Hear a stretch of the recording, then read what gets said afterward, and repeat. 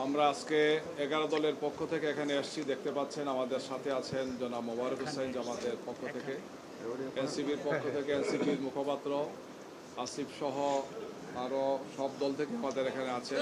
আমরা নামগুলো দিয়ে দেব, আপনাদের কাছে পেয়ে যাবেন।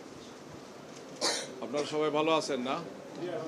আমরা আশা করছি যে বাংলাদেশের ইতিহাসের সবচেয়ে সুন্দর এবং উৎসবমুখর পরিবেশে নির্বাচনের যে প্রত্যাশা আমাদের সম্মানিত প্রধান উপদেষ্টা সহ দেশবাসী করছেন, সেটি কয়েক ঘন্টার পরেই আমরা দেখতে পাবো ইনশাআল্লাহ।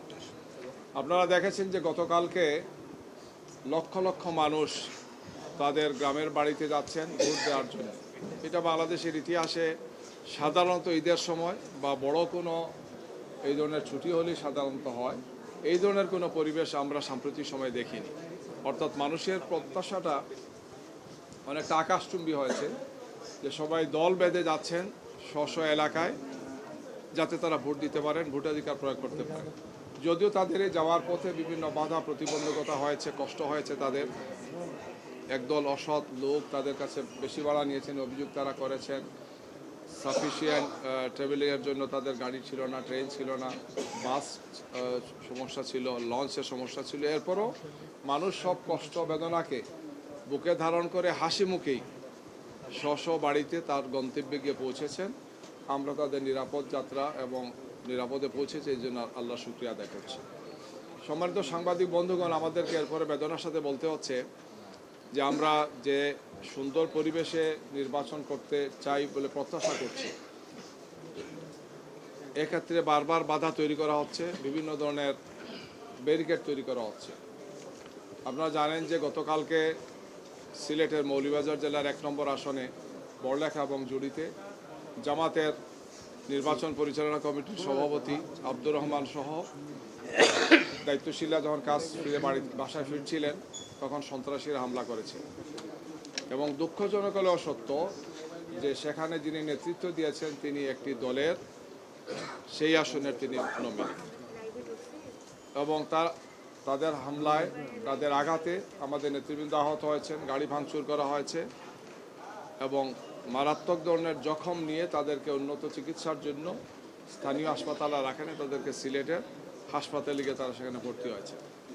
একই জেলাতে 3 নম্বর আসন, যেটা মৌলভীবাজার 3, রাজনগর সদর এবং পৌরসভা মিলে, সেই আসনে এই ঠিক আগের দিন এই ধরনের সন্ত্রাসী হামলা হয়েছে একই দলের পক্ষ থেকে।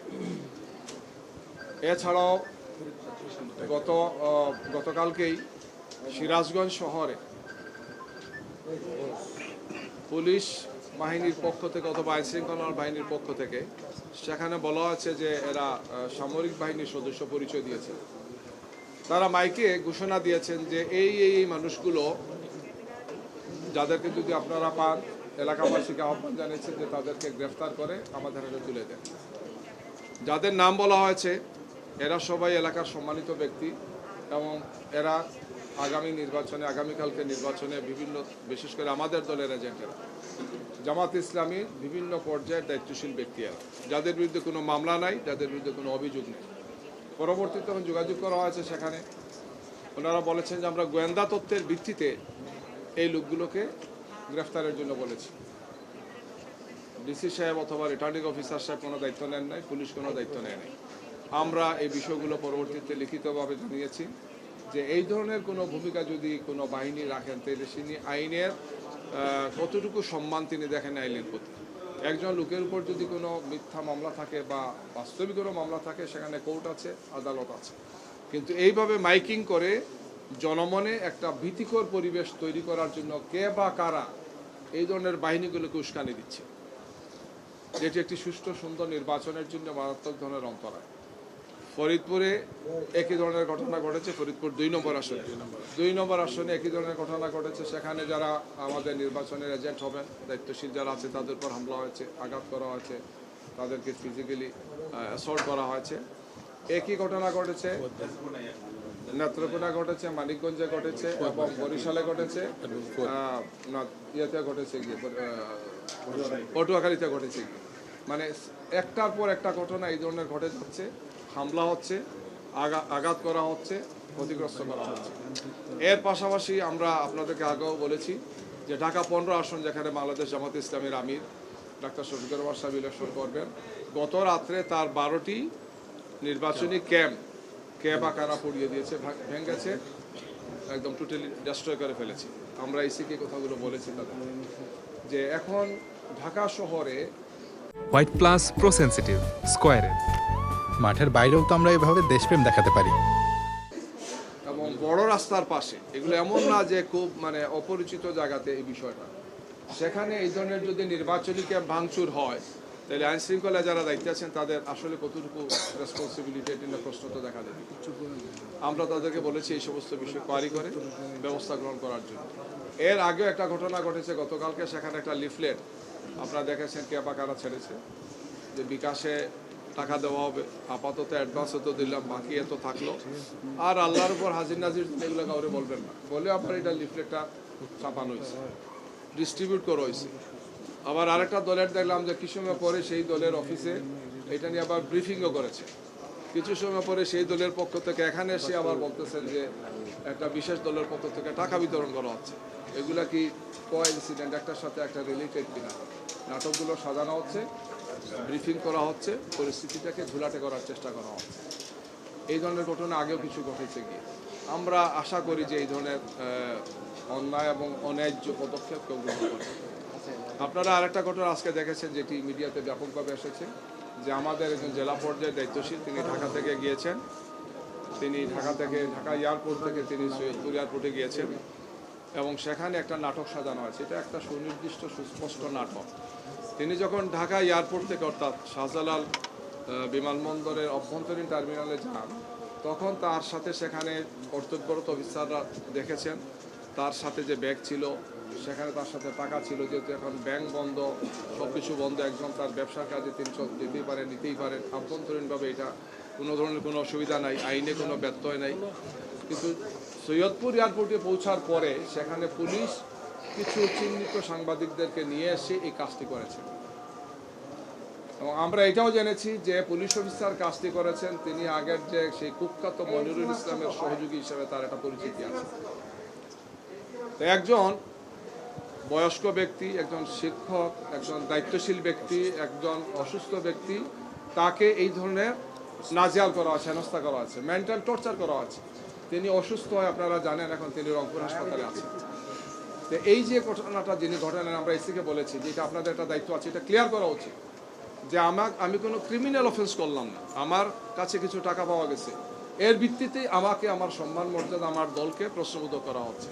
এর অর্থ হচ্ছে এটাই যে একদল লোক যারা মনে করছেন যে জনগণের সমর্থন তাদের প্রতি নেই, তারাই এখন ছলে বলে কলে কৌশলে আমাদেরকে জনগণের সামনে ভিন্ন রূপে উপস্থাপনের জন্য আমাদের মর্যাদাকে, আমাদের দলের মর্যাদাকে, আমাদের সম্মান ইজ্জতকে, জনসমর্থনকে প্রশ্নবুদ্ধ করার জন্য একটা হীন অপপ্রয়াস চালাচ্ছেন, একটা ঘৃণিত অপপ্রয়াস তারা চালাচ্ছেন।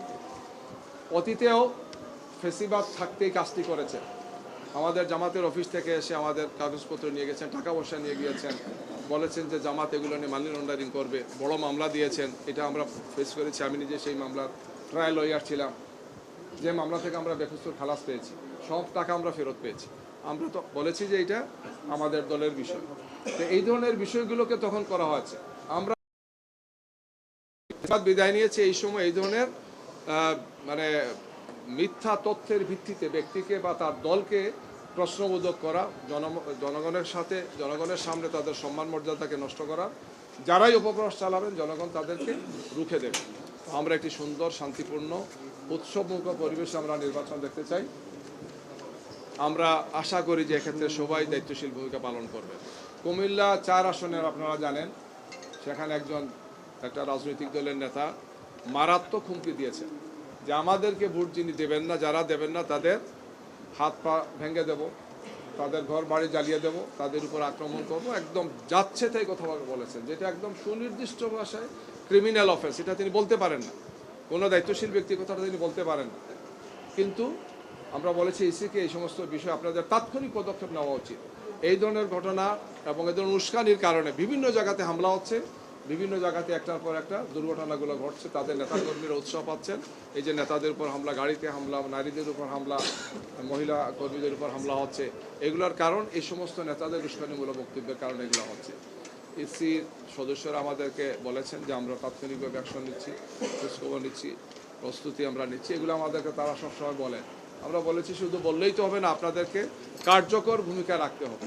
জাতি দেখতে চায় যে একটি সুন্দর নির্বাচনকে, একটি উৎসবমুখ পরিবেশে যে নির্বাচন হতে যাচ্ছে সেটাকে নষ্ট করার জন্য, প্রশ্নবোধক করার জন্য যে বা যারা কাটছেন তারা ফেসিবাদের দূষর হিসেবে যদি আইনশৃঙ্খলা বাহিনীরও ভিতরে ঘাপটি বেড়ে থাকে তাহলে তাদেরও চিহ্নিত করা উচিত, তাদেরকে চিহ্নিত করে আইনের মুখোমুখি করা উচিত।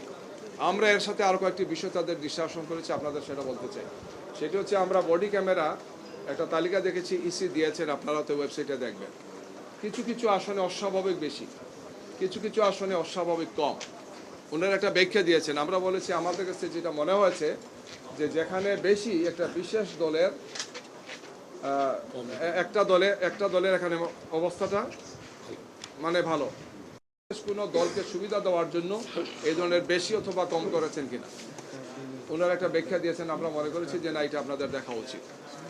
ওনারা বলেছেন যে আমরা আরও অনেকগুলো ব্যবস্থা রেখেছি। আমরা বলেছি যে আপনাদেরকে আমরা মানে রিপিটেডলি বলেছি যে আইনশৃঙ্খলা পরিস্থিতিকে ভালো রাখার জন্য এবং নির্বাচন কেন্দ্রে সন্ত্রাস যাতে না হয় জন্য সিসি ক্যামেরা লাগানোর জন্য।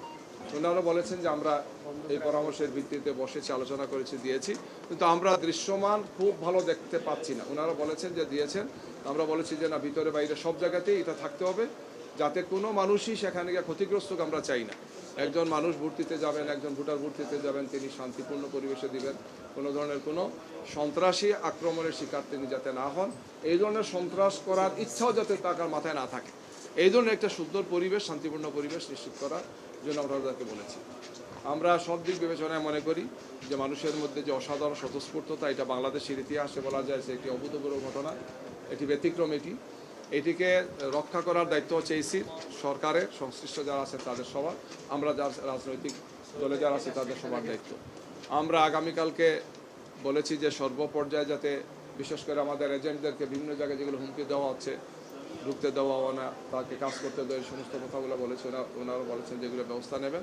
এজেন্টরা যাতে নির্বিঘ্নে তার দায়িত্ব পালন করার ক্ষেত্রে কোনো বাধা না থাকে, কেউ যাতে কোনো হুমকি ধমকি না দেন সেটা যাতে এনশিওর করেন, কারণ এজেন্টরাই নির্বাচনের সবচেয়ে গুরুত্বপূর্ণ কম্পোনেন্ট হচ্ছে তারা। তো এই বিষয়ে যাতে তারা প্রয়োজনীয় পদক্ষেপ গ্রহণ করেন, আমরা সে কথাগুলো তাদেরকে বলেছি। এই বিষয় নিয়ে তাদের সাথে আমাদের আলোচনা আছে। আমরা আপনাদের মাধ্যমে দেশবাসীকে আশ্বস্ত করতে চাই যে নির্বাচনকে সুষ্ঠু সুন্দর করার দায়িত্ব নিঃসন্দেহে সবারই আমাদের কম বেশি, যারা আমরা রাজনৈতিক দলে আছি তাদের আছে, সরকারের আছে, নির্বাচন কমিশনের আছে, আপনাদেরও আছে। আপনারা অত্যন্ত গুরুত্বপূর্ণ স্টেক হোল্ডার আমরা মনে করি। আমরা আপনাদেরকে সব ধরনের নিরাপত্তা বা আপনাদেরকে কার্ড দেওয়ার জন্য আমরা বারবার বলেছি, বিশ্বাসন করেছি। আমরা আশা করব যে আমরা 11 দলের পক্ষ থেকে আপনাদেরকে সহযোগিতা করতে চাই। আপনাদের কাছে আমাদের এই প্রত্যাশা থাকবে যে কোনো তথ্য যাতে অপতথ্যের রূপ না নেয়, আমাদেরকে এমনভাবে যাতে কোনো মানে মিডিয়ার মুখোমুখি করা না হয় যেটা আসলে সত্য নয়, অথচ সেটাকে এইভাবে এমন করে ফেব্রিকেটেড করা হয়, পরে যাতে একটা দলকে বা আমাদের এই যুগকে, আমাদের ঐক্যকে যাতে বিনষ্ট না করা হয়, মানুষের মধ্যে যাতে আমাদের ব্যাপারে খারাপ কিছু না হয়, আমরা এটা আপনাদের কাছে সুনির্বন্ধ অনুরোধ করব। আমি এর আগেও বলেছি যে গত 28 তারিখ মেহেরপুরের এই ধরনের একটা নিউজ ছিল, যেহেতু সাংবাদিক বন্ধুকে আপনাদেরকে বলতে হচ্ছে যে জামাত ইসলামীর মেহেরপুর জেলার আমিরের গাড়িতে অস্ত্রসহ তাকে গ্রেফতার করা হয়েছে। পরে দেখা গেলো আমির সাহেব সেখানে নাই, গাড়িতে আছে কি, সেখানে কাজ হবে, স্টেজের কাজ হবে জন্য গাড়িতে করে খন্তি সাবলীগুলো নিয়ে যাচ্ছে।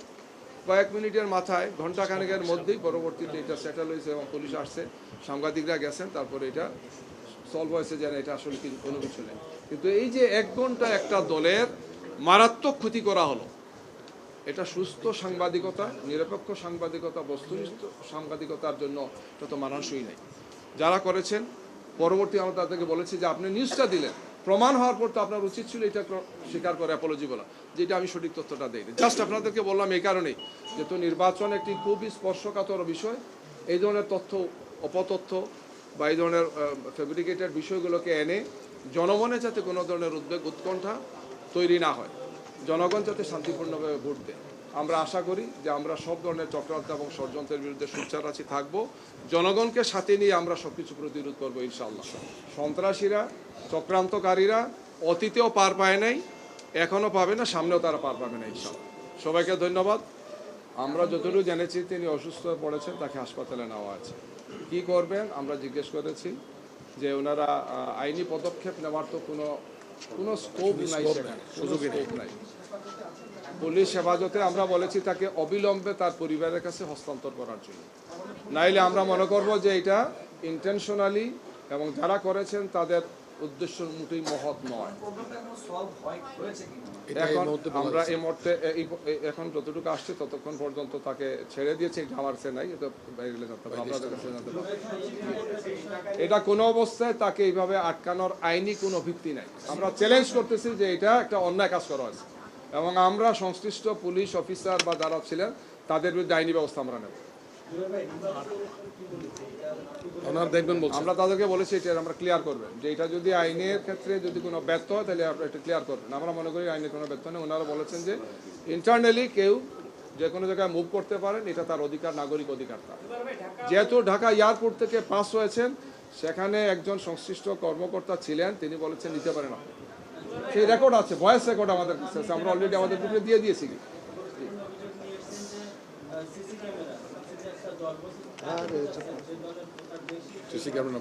বডি ক্যামেরার কথা বলেছি যে আবার কিছু আসনে কম দেখা গেছে, যে সমস্ত আসনে আমাদের সম্ভাবনা বেশি মনে হচ্ছে সেখানে বডি ক্যামেরার সংখ্যা বেশি, যেখানে আরেকটা দলের সম্ভাবনা কম মনে হচ্ছে বোঝা যায় তো সেখানে সিসি ক্যামেরা বডি ক্যামেরাটা কম। আমরা বলেছি এটা কি কাকতালীয় না মানে অন্য উদ্দেশ্যে দেওয়া আছে, ওনারা যাতে এটা বলে। ওনারা বলেছেন যে আমরা এটা পুলিশের রিপোর্টের ভিত্তিতে দিয়েছি। তাহলে পুলিশের রিপোর্টের ভিত্তিতে এত বড় একটা স্টেপ নিলেন, আপনাদের এটা ক্রস চেক করা উচিত, এটা দেখা উচিত ওনাদের। জি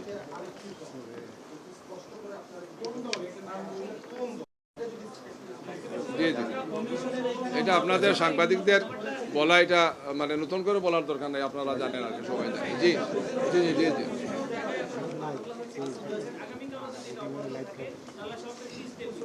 আমরা জনগণকে সাথে নিয়ে সন্ত্রাসীদের বিরুদ্ধে প্রতিরোধ গড়ে তুলব। প্রতিটা সেন্টারে ইনশাল্লাহ প্রতিরোধ হবে, গণপ্রতিরোধ হবে। এই জাতি 5 আগস্টে 2024-এর 5 আগস্টে সন্ত্রাসীদেরকে এবং ফেসিবাদকে তাড়িয়ে দিয়েছে, দেশ মুক্ত হয়েছে। সেই দেশ আবার মাথা নত করবে না ইনশাল্লাহ, কেউ পার পাবেন না ইনশাল্লাহ। জি ধন্যবাদ। আমরা জনগণকে সাথে নিয়েই তো প্রতিরোধ করবো ইনশাল্লাহ। কোনো অবস্থায় আমরা মাঠ ছাড়বো না ইনশাল্লাহ।